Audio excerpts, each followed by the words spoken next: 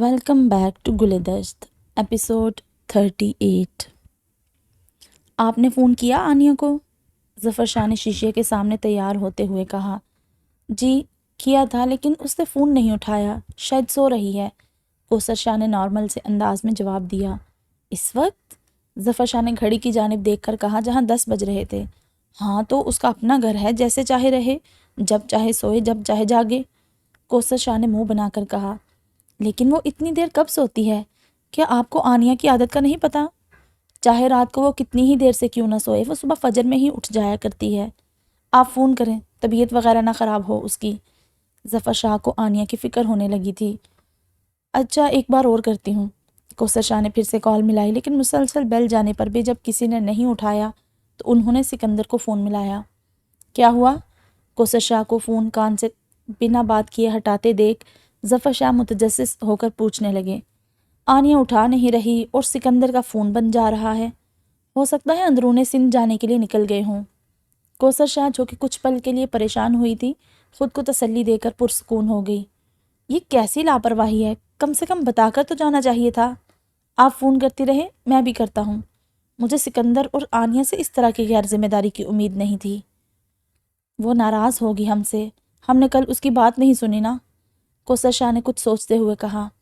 ہاں شاید، مجھے اس بات کا افسوس ہے کوثر، صرف تمہاری وجہ سے میں نے سکندر کو معاف کیا، ورنہ میری بیٹی کی آنکھوں میں مجھے ذرا خوشی نہیں دکھ رہی تھی۔ ظفر شاہ کے چہرے پر یہ کہتے ہوئے اداسی چھا گئی۔ اچھا تو پھر کیا کرتے؟ ساری زندگی اسے گھر پر بٹھا کر رکھتے؟ ارے جوان ہیں دونوں، گرم خون ہے، ہو جاتی ہیں بہت سی باتیں۔ ہم بڑوں کا فرض ہے بچوں کو صحیح راستے پر لانا، ان کی زندگیوں کو خوشحال بنانا۔ ہم نے جو کیا وہ تو ثواب کا کام ہے۔ شیطان سب سے زیادہ کب خوش ہوتا ہے؟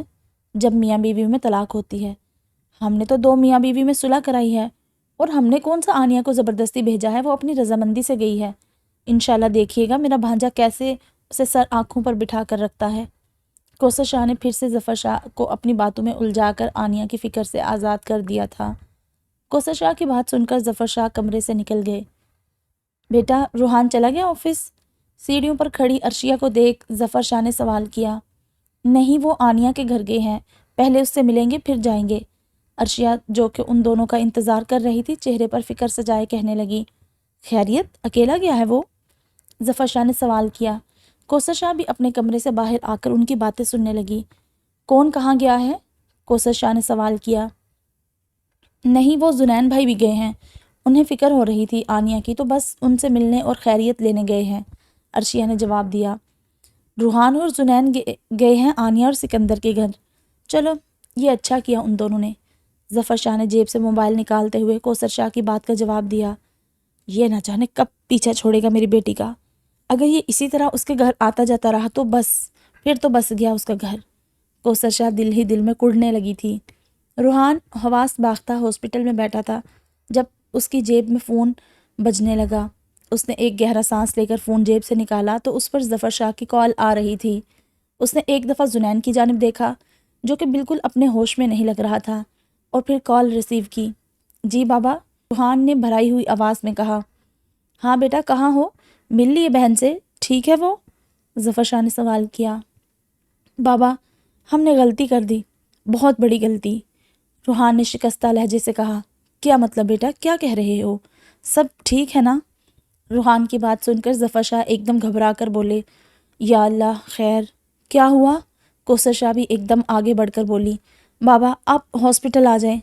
روحان نے بس اتنا کہا، اسے سمجھ نہیں آ رہا تھا کہ یوں فون پر کیا کیا بتائے۔ بتاؤ بیٹا، بتاؤ تو کیا ہوا ہے؟ آنیہ ٹھیک ہے اور سکندر؟ ظفر شاہ روحان کی ادھوری بات سے اور زیادہ پریشان ہو کر سوال پوچھنے لگے۔ اس سکندر کا تو نام بھی نہ لیں آپ بس ہاسپٹل آ جائیں، آنیہ کی حالت ٹھیک نہیں۔ سکندر کا نام سنتے ہی روحان کی رگیں تن گئی، اس کا بس نہیں چل رہا تھا کہ سکندر کو جان سے مار دے۔ روحان نے بس اتنا کہا اور فون بند کر دیا۔ ہیلو ہیلو بیٹا، کیا ہوا آنیہ کو؟ ظفر شاہ زور زور سے بولنے لگے۔ یا اللہ خیر، کیا ہوا ہے بتائیں تو صحیح، کوثر شاہ فکر مند ہوتے ہوئے پوچھ رہی تھی، جبکہ ظفر شاہ جو کہ خود ادھوری بات جانتے تھے فون کے کٹ ہو جانے پر اور زیادہ پریشان ہو گئے۔ اللہ جانے، ہاسپٹل چلے جلدی، آنیہ کی حالت ٹھیک نہیں، ظفر شاہ یہ کہہ کر دروازے کی جانب بھاگے۔ یا اللہ خیر، سکندر وہ کہاں ہے؟ وہ ٹھیک ہے؟ کوثر شاہ ان کے پیچھے پیچھے جاتی پوچھ رہی تھی۔ پتہ نہیں وہ کہاں ہے، اس کا نہیں بتایا روحان نے، وہیں چل کر پتہ چلے گا۔ گاڑی میں بیٹھے آپ۔ ظفر شاہ نے گاڑی کا دروازہ کھول کر اس میں بیٹھتے ہوئے کہا۔ کوثر شاہ بھی جس حال میں تھی اسی میں گاڑی میں بیٹھ کر پریشان ہونے لگی۔ پریشے پریشے عرشیہ ظفر شاہ اور کوثر کی بات سن کر پریشے کے کمرے کی جانب بھاگ کر اس کا دروازہ بنا نوک کیے اندر گھستے ہوئے بولی۔ کیا ہوا، ٹھیک ہو تم؟ پریشے جو کہ اپنے بال بنا رہی تھی عرشیہ کے یوں اچانک اندر آنے پر ایک دم ڈر کر بولی۔ وہ آنیہ، وہ ہاسپٹل میں ہے، عرشیہ نے گھبراتے ہوئے کہا۔ کیا کیا کہہ رہی ہو؟ پرسکون ہو کر بتاؤ، پریشے نے عرشیہ کو صوفے پر بٹھا کر پرسکون کرتے ہوئے پوچھا۔ وہ آنیہ ہاسپٹل میں ہے، اس کی حالت ٹھیک نہیں۔ صبح زنین بھائی آئے تھے اور پھر یہ اور زنین بھائی آنیہ سے ملنے گئے تھے، اب وہ دونوں ہاسپٹل میں ہیں۔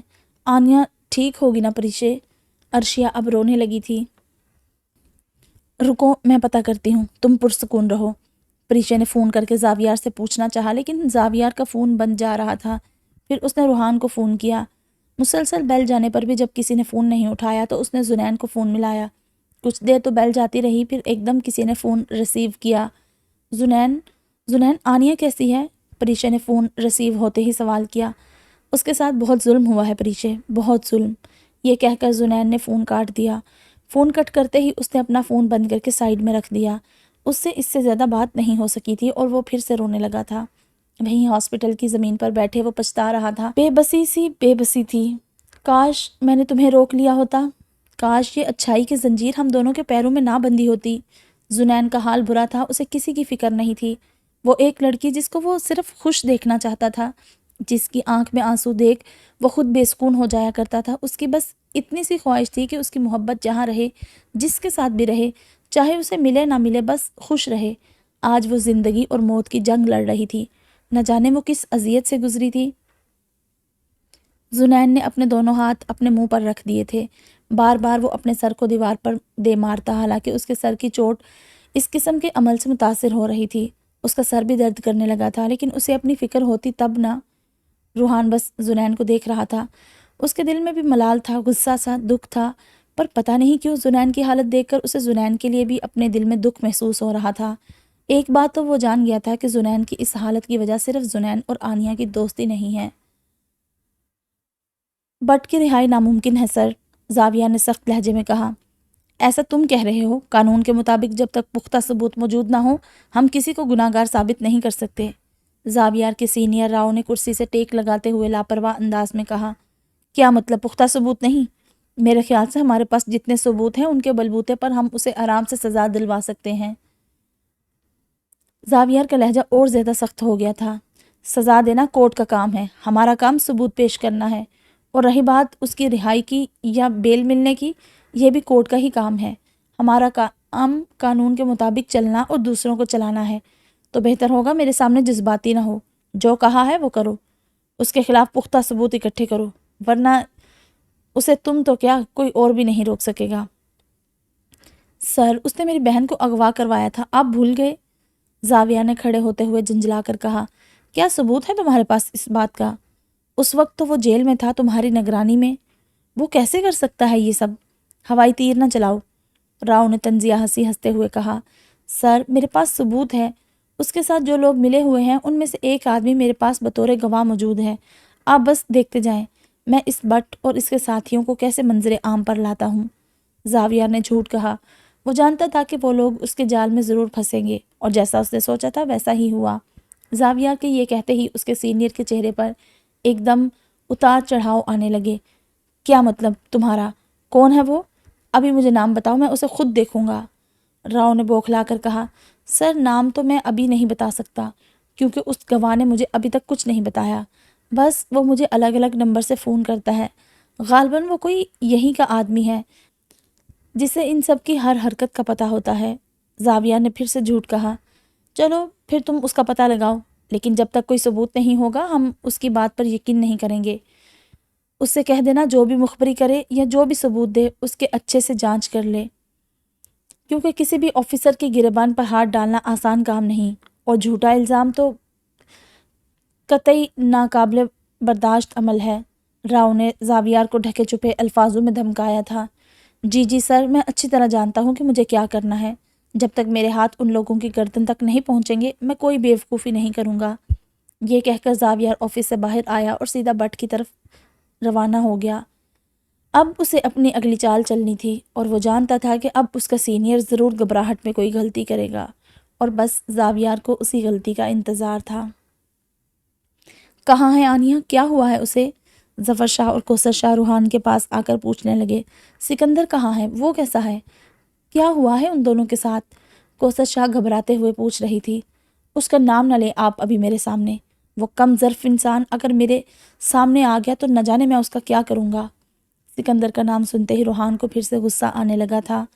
ہوا کیا ہے بتاؤ تو؟ ظفر شاہ نے روحان کی توجہ اپنی جانب مرکوز کرتے ہوئے پوچھا۔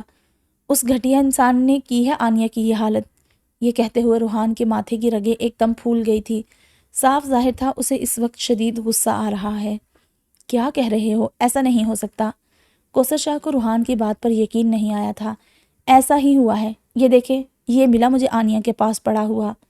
روحان نے طلاق نامہ ان دونوں کی جانب بڑھاتے ہوئے کہا۔ یہ کیا ہے؟ ظفر شاہ نے روحان کے ہاتھ سے کاغذ لیا۔ اس کاغذ پر جیسے ہی ان کے نظر پڑی ان کے پیروں تلے سے زمین ہی کھسک گئی۔ ایک دم ان کی آنکھوں کے سامنے اندھیرا آ گیا اور وہ گرتے گرتے بچے۔ بابا سنبھالے خود کو۔ روحان نے آگے بڑھ کر انہیں سہارا دیا اور پاس رکھی بینچ پر بٹھایا۔ کوثر شاہ تو بالکل سکتے میں آ گئی تھی۔ یہ سب تو انہوں نے کبھی خواب میں بھی نہیں سوچا تھا۔ آخر کوئی ماں کہاں یہ سب سوچتی ہے؟ فیصلہ چاہے صحیح ہو یا غلط، ماں باپ تو اپنی اولاد کو خوش ہی دیکھنا چاہتے ہیں۔ انہوں نے بھی یہی چاہا تھا لیکن حقیقت اس کے برعکس نکلی تھی۔ ابھی وہ لوگ ظفر شاہ کو سہارا دے ہی رہے تھے کہ ڈاکٹر کے کمرے سے نکل کر آتے ہی وہ سب ایک دم ڈاکٹر کی طرف متوجہ ہوئے۔ اس دوران زنین اسی انداز میں اپنے چہرے کو اپنے ہاتھوں سے چھپائے بیٹھا رہا بنا کسی حرکت کے۔ تبھی ظفر شاہ اور کوثر شاہ کا دھیان بھی اس کی جانب گیا۔ ڈاکٹر اب کیسی ہے آنیہ؟ روحان نے ڈاکٹر کی جانب بڑھ کر پوچھا۔ مریض کو بہت چوٹیں آئی ہیں، انٹرنل انجری بھی ہے، ہاتھ کی ہڈی اور ایک پسلی بری طرح سے فریکچر ہے۔ تقریباً پوری باڈی پر چوٹوں کے نشان ہیں، کئی جگہ سے تو گوشت پھٹ گیا ہے، سر پر بھی کئی چوٹیں ہیں، کئی جگہ سے بال بری طرح کھینچے گئے ہیں۔ فی الحال تو وہ بے ہوش ہے، جب تک ہوش میں نہیں آتی کچھ کہا نہیں جا سکتا۔ یہ کہہ کر ڈاکٹر چلا گیا۔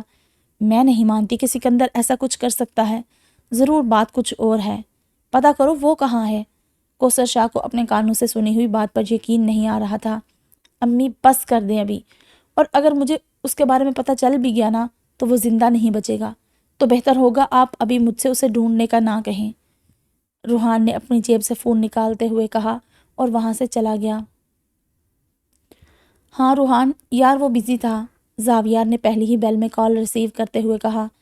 یار وہ آنیہ، اسے اس سکندر نے بے رحمی سے مارا ہے، ہاسپٹل میں ایڈمٹ ہے۔ روحان کا لہجہ پھر سے بھاری ہونے لگا تھا۔ کیا؟ کب؟ سکندر کہاں ہے؟ اس کو میں نہیں چھوڑوں گا۔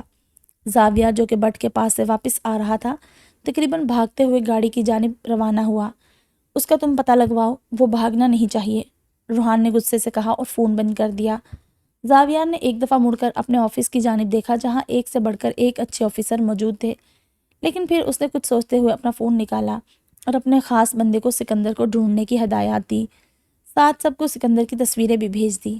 تم بچو گے نہیں سکندر، زاویار یہ کہتا ہوا گاڑی میں بیٹھا اور تیزی سے کار کو ڈرائیو کرتا ہاسپٹل پہنچ گیا۔ ظفر شاہ ہمت کر کے آہستہ آہستہ اٹھنے لگے۔ کہاں جا رہے ہیں؟ کوثر شاہ نے ان کو اس طرح اٹھتے ہوئے دیکھ کر پوچھا۔ اندر، مجھے اندر لے کر چلو۔ ظفر شاہ کے لہجے میں زمانے بھر کا دکھ موجود تھا۔ کوثر شاہ جو خود آنیہ کا سامنے کرنے کی ہمت نہیں کر پا رہی تھی، ظفر شاہ کے کہنے پر انہیں لے کر اندر گئی۔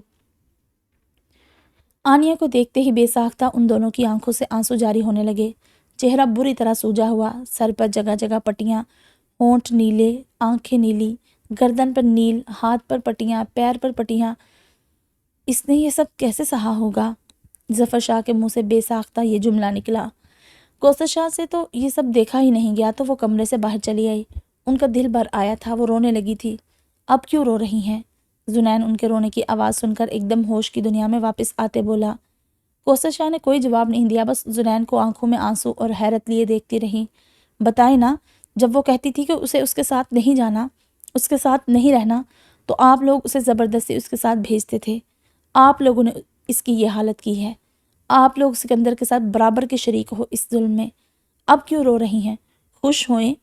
زنین کی آنکھیں انگارے کی طرح لال تھی، جبکہ لہجہ پتھر سے زیادہ سخت۔ زنین، کیا کہہ رہے ہو؟ زاویہ، جو کہ ابھی ابھی آیا تھا، زنین کو ٹوک کر فوراً اس کی جانب بڑھا۔ میں نے آپ سے کہا تھا نا، مجھے بس اسے خوش دیکھنا ہے۔ اب چاہے وہ کہیں بھی ہو، جائے دیکھیں اسے، اس کا کیا حال ہوا ہے۔ اچھا ہوتا میں اسے روک لیتا، اسے جانے ہی نہیں دیتا۔ زنین پھر سے ملال کی زد میں آ گیا تھا۔ ظفر شاہ بھی اب کمرے سے باہر آ گئے تھے اور زنین کی حالت کو حیرت سے دیکھ رہے تھے۔ صبر کرو میرے بھائی، کچھ نہیں ہوگا اسے۔ زاویات نے زنین کو تسلی دینی چاہی۔ کچھ ہونے بھی نہیں دوں گا میں اسے۔ اب بس، اب بہت ہو گیا، آگے کی فکر نہیں ہے مجھے۔ کیا کسی نے سوچا وہ کتنا چلائی ہوگی؟ اس نے اس سے ہمدردی کی بھیک مانگی ہوگی، لیکن اس شخص نے اس پر رحم نہ کھایا ہوگا۔ وہ یہ سب نہ جھیلتی اگر یہ دونوں اسے مجبور نہ کرتے۔ زنین اپنے ہوش میں نہیں تھا، اور اچھا ہی تھا کہ وہ ہوش میں نہیں تھا۔ کوئی تو تھا جو انہیں آئینہ دکھا رہا تھا۔ ایسے نہیں کہتے زنین، سنبھالو خود کو۔ زاویہ نے زنین کو اپنے گلے لگاتے ہوئے کہا۔ بھائی، ہم نے کیوں جانے دیا اسے؟ زنین اب پھر سے رونے لگا تھا، جبکہ ظفر شاہ آنکھوں میں آنسو اور ملال لیے زنین کی حالت کو دیکھ رہے تھے۔ وہ سمجھ گئے تھے اس کی محبت کی شدت کو۔ روحان بھی دور کھڑا یہ منظر دیکھ رہا تھا۔ صرف ایک کوثر شاہ تھی جو بنا کوئی تاثر دیے یہ سب کچھ دیکھ رہی تھی۔ حریم کو ڈھونڈ کر کہو مجھ سے اوپر والی کلاس میں آ کر ملے۔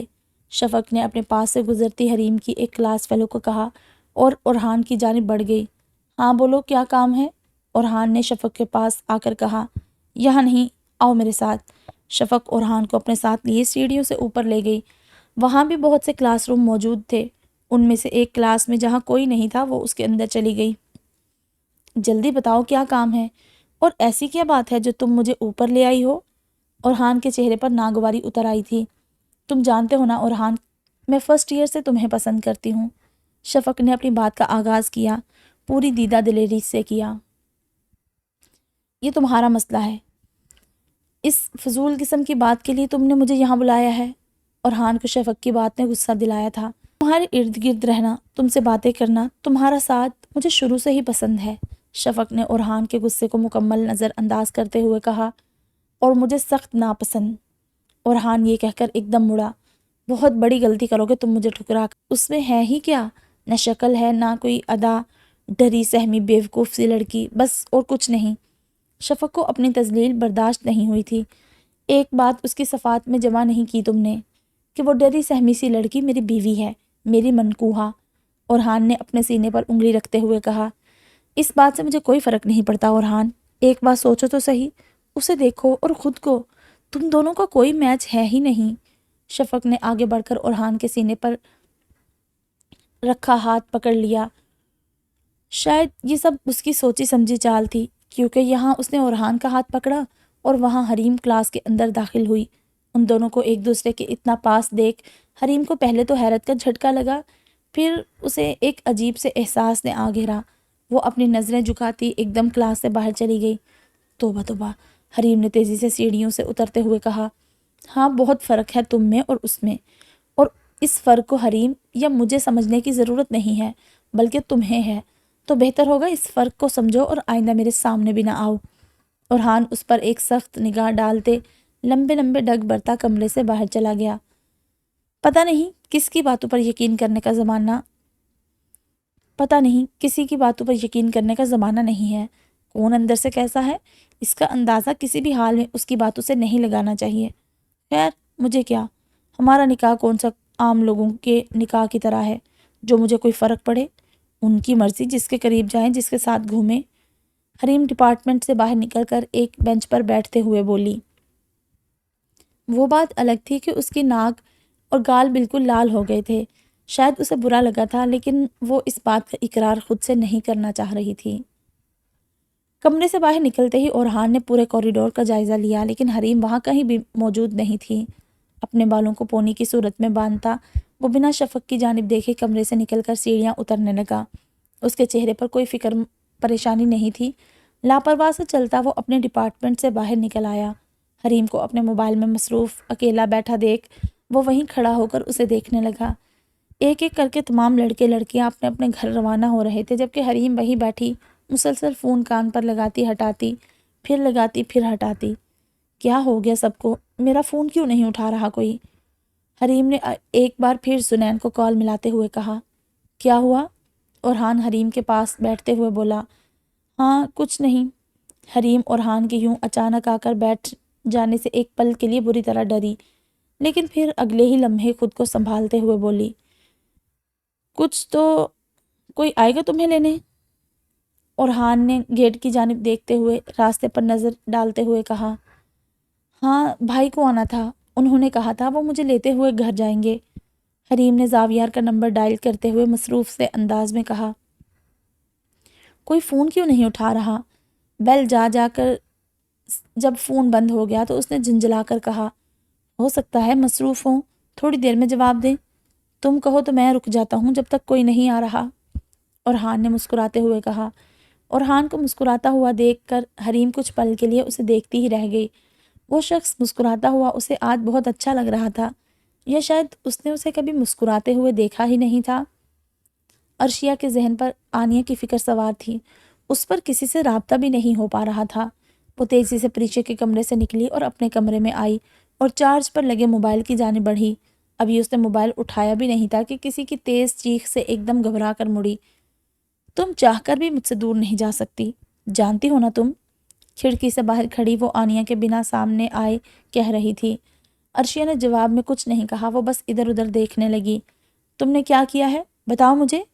وہ کھڑکی سے اندر عرشیہ کے پاس آنا چاہتی تھی، لیکن عرشیہ کے پاس سے اٹھتی خوشبو اسے اس قدر ناگوار گزر رہی تھی کہ وہ چاہ کر بھی اس کے قریب نہیں جا پا رہی تھی۔ تم چلی جاؤ یہاں سے، عرشیہ نے اپنے کانوں پر ہاتھ رکھتے ہوئے کہا۔ تم نے جو کچھ بھی کیا ہے اسے بند کر دو، پھر مجھے ذمہ دار مت ٹھہرانا۔ وہ یہ کہہ کر وہاں سے چلی گئی۔ عرشیہ اس کی بات سن کر اس قدر خوف زدہ ہوئی کہ اس کے جاتے ہی سیدھی کمرے سے باہر نکلی اور سیڑھیاں اترتی جعفر شاہ کے کمرے کے دروازے پر جا کر رکی۔ تایا جان آ جاؤں؟ کمرے کو نوک کرتے ہوئے اس نے اجازت طلب کی۔ آ جاؤ بیٹا، جعفر شاہ نے دروازہ خود اٹھ کر کھول کر کہا۔ وہ آئی تھی لیکن وہ میرے قریب نہیں آ سکی، لیکن وہ مجھے دھمکا رہی تھی۔ اس نے پہلے بھی مجھے دھمکی دی تھی کہ وہ انہیں نقصان پہنچا دے گی۔ میں خود کو اس سے بچانے کے لیے کسی اپنے کی قربانی نہیں دے سکتی تایا جان۔ اگر اس نے ان کو یا کسی اور کو نقصان پہنچا دیا تو میں کیا کروں گی؟ عرشیہ گھبراتے ہوئے بنا سانس لیے کہہ رہی تھی۔ کچھ پل کے لیے تو وہ اسے دیکھتی ہی رہی۔ روحان بھی حریم کے نظریں خود پر مرکوز پا کر کچھ پل کے لیے کچھ بھی سوچنے سمجھنے سے قاصر ہوئے اس کو دیکھنے لگا، لیکن جیسے ہی حریم کو اپنی بیوقوفی کا احساس ہوا تو وہ نظریں جھکا کر شرمندہ ہونے لگی۔ تم نے کوئی سوال نہیں کیا؟ اورحان نے حریم کو مزید تنگ کرنے کے لیے یہ بات نکالی۔ یونیورسٹی میں موجود جو لوگ بھی ان دونوں کو جانتے تھے ان دونوں کو ستائشی نظروں سے دیکھ کر گزر رہے تھے۔ وہ دونوں پچھلے ہفتے ہر ایک کی باتوں کا مرکز رہے تھے۔ تقریباً سب ہی ان دونوں کے اغوا اور پھر نکاح کے بارے میں جانتے تھے۔ حقیقت سب کے لیے ہی ایک سوال تھی، لیکن ایک ایسا لڑکا جو کسی لڑکی کے پاس بھٹکنا تو دور ڈھنگ سے بات بھی نہیں کرتا، جو حریم تک سے کبھی سیدھے منہ بات نہیں کرتا تھا، آج سب کے سامنے اس سے مسکراتے ہوئے بات کر رہا تھا۔ یہ منظر سب کے لیے ہی الگ تھا۔ کس بارے میں؟ حریم سب کی نظریں اپنی جانب مرکوز پا کر تھوڑی بے سکون ہوتے ہوئے بولی، لوگوں کی فکر مت کرو، پرسکون ہو کر بیٹھ جاؤ، کچھ غلط نہیں کر رہی ہو تم۔ اورحان کو حریم کا اتنی سی بات پر پریشان ہو جانا بالکل نہیں بھایا تھا۔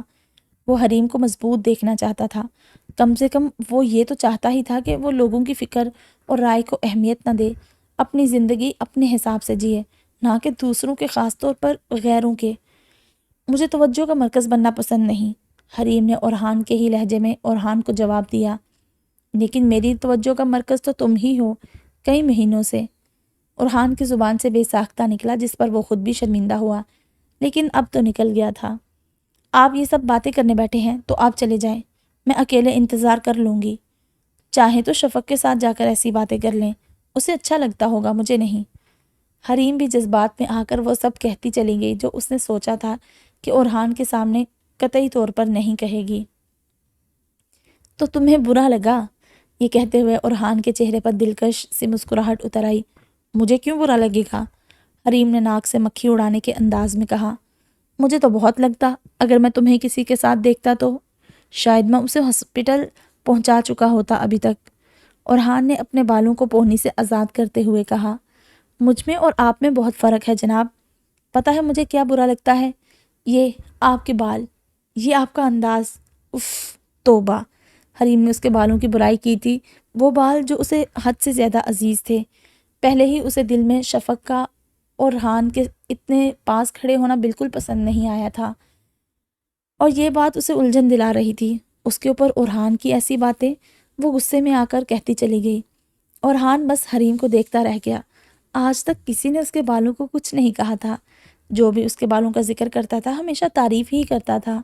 آخر اس نے اپنے بالوں کو رکھا ہی اس انداز سے تھا، شاید کسی میں ہمت بھی نہیں تھی اس کے بالوں کو کچھ کہنے کی۔ حریم نے بھی پہلے کبھی کچھ نہیں کہا تھا، اور اب کہنے کی وجہ شاید یہ تھی کہ وہ اس میں دلچسپی لینے لگی تھی، اور وہ یہ بھی جانتی تھی کہ اب ارحان اسے کچھ نہیں کہے گا۔ کچھ بھی تھا، وہ ارحان کے ساتھ کمفرٹیبل محسوس کرنے لگی تھی۔ سوری، میں غصے میں بولتی چلی گئی۔ حریم کو اپنی غلطی کا احساس ہوا تو اس نے فوراً ہی معافی طلب کی۔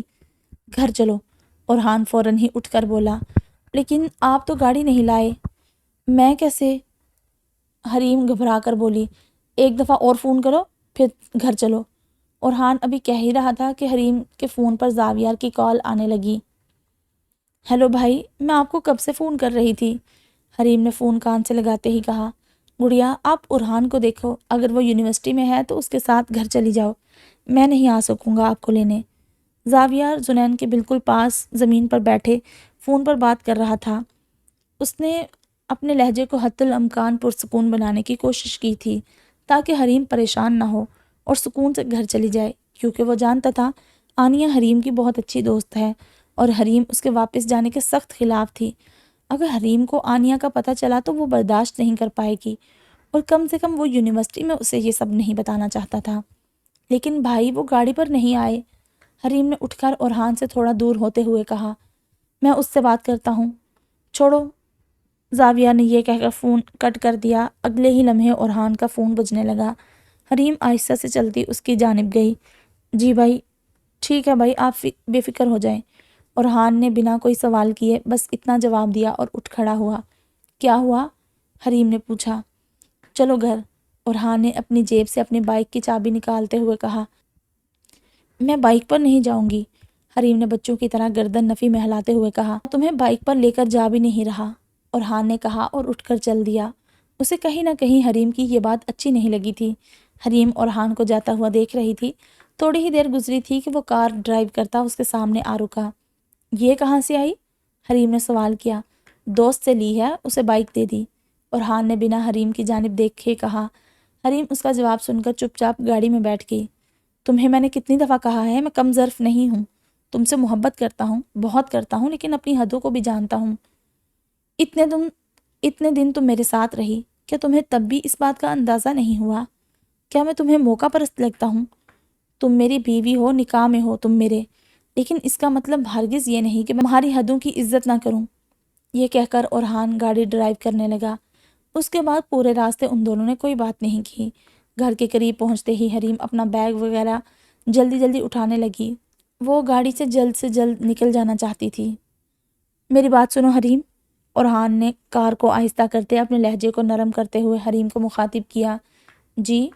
حریم نے شیشے کے پیچھے چھپی اپنی آنکھیں پوری کھول کر پوچھا۔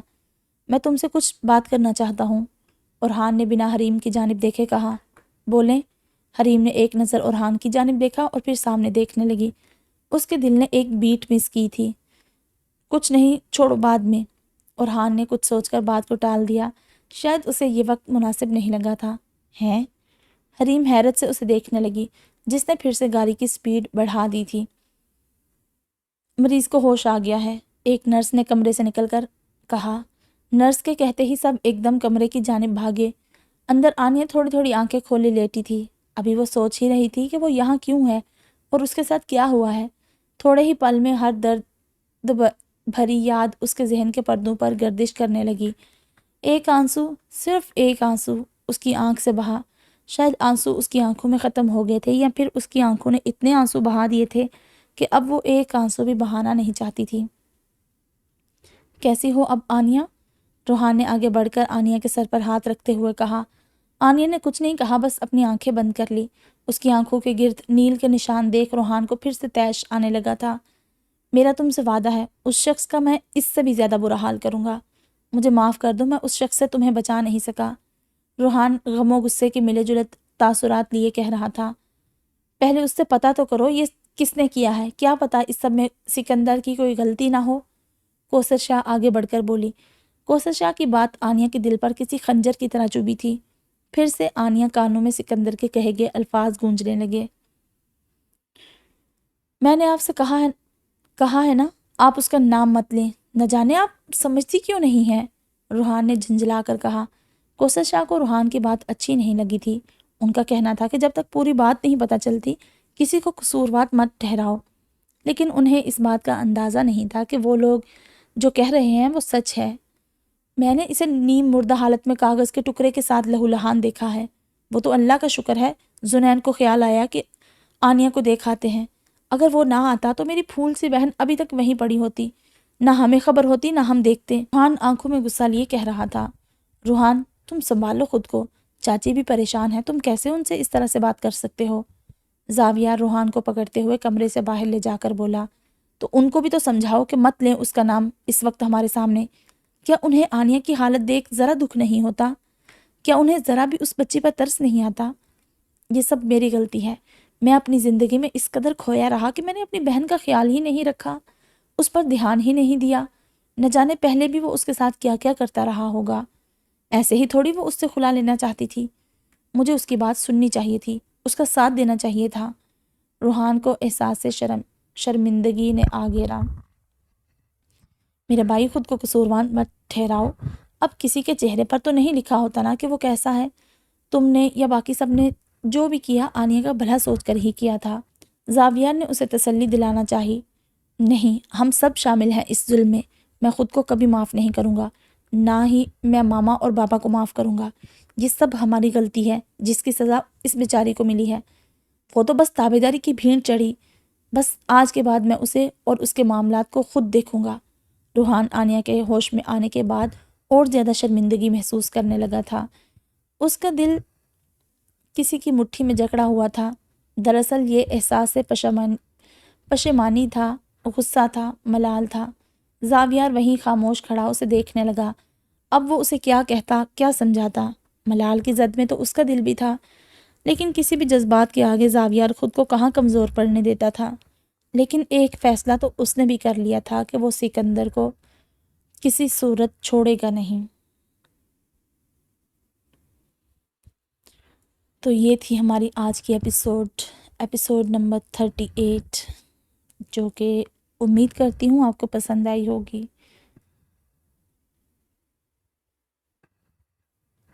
تو ملتے ہیں پھر نئی ایپیسوڈ کے ساتھ، تب تک آپ اپنا بہت سارا خیال رکھیے گا، اور اگر چینل کو ابھی تک سبسکرائب نہیں کیا تو لازمی کر لیں، اور بیل آئیکن تو لازمی پریس کریں تاکہ جیسے ہی نیو ایپیسوڈ آئے آپ کو اس کا نوٹیفیکیشن مل جائے۔ تو ملتے ہیں پھر، تب تک اپنا بہت سارا خیال رکھیے گا۔ اللہ حافظ۔